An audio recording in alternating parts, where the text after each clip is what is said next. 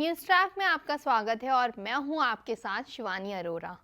Dreamland यानी सपनों की भूमि, लेकिन पंजाब के संगरूर में ड्रीमलैंड के बाहर जो कुछ भी घट रहा है वह किसी भयानक सपने से कम नहीं है। दरअसल पंजाब के संगरूर में ड्रीमलैंड नाम की एक प्राइवेट कॉलोनी है, जिसमें मुख्यमंत्री भगवंत सिंह मान का भी निजी मकान है।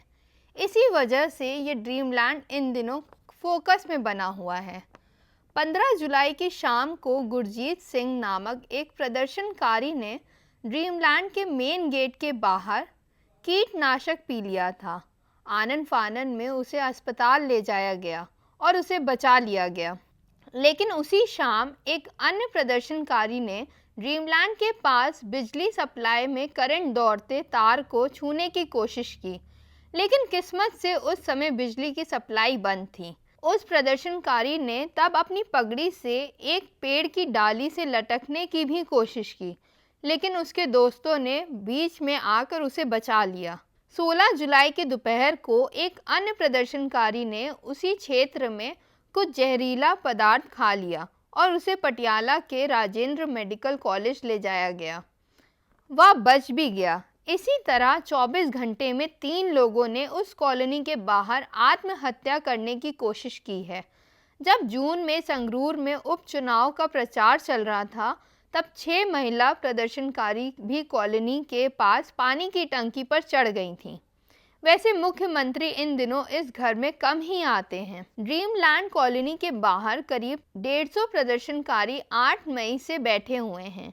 ये वे लोग हैं जो पंजाब पुलिस में कांस्टेबल की नौकरी के लिए 2016 में लिखित परीक्षा के साथ साथ शारीरिक परीक्षण भी पास किया था, लेकिन उन्हें प्रतीक्षा सूची में डाल दिया गया था। उनका दावा है कि उन्हें पिछली कांग्रेस सरकार और बाद में आम आदमी पार्टी ने चुनाव प्रचार के दौरान नौकरी देने का वादा किया था। शिक्षा विभाग में शारीरिक प्रशिक्षक की नौकरी चाहने वाले बेरोजगार लोग भी नियमित आधार पर ड्रीमलैंड कॉलोनी के बाहर विरोध प्रदर्शन करते हैं। प्रदर्शनकारियों का कहना है कि वे तत्कालीन अकाली सरकार द्वारा कुल 646 नौकरियों का विज्ञापन किया गया था, लेकिन उन्होंने मेरिट लिस्ट घोषित करने के बजाय शिक्षक पात्रता परीक्षा अनिवार्य कर दी, जबकि नौकरी विज्ञापन प्रकाशित होने से पहले टीईटी की शर्त नहीं थी। आप नेताओं ने सत्ता में आने के तुरंत बाद नौकरी देने का आश्वासन दिया था, लेकिन कुछ नहीं किया गया। ड्रीमलैंड सोसाइटी के बाहर विरोध के दृश्य आम होते जा रहे हैं। कॉलोनी के मुख्य द्वार के पास बैरियर लगाए गए हैं, जहां मान की सुरक्षा के लिए भारी संख्या में पुलिसकर्मी हमेशा मौके पर मौजूद रहते हैं।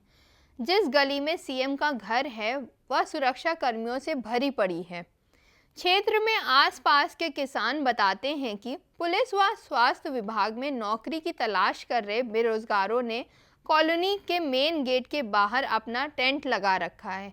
एक टेंट में किसान संघ का झंडा लगा हुआ है और इस यूनियन ने उन्हें बारिश होने पर उपयोग करने के लिए 2 ट्रैक्टर ट्रॉलियां भी उपलब्ध कराई हैं।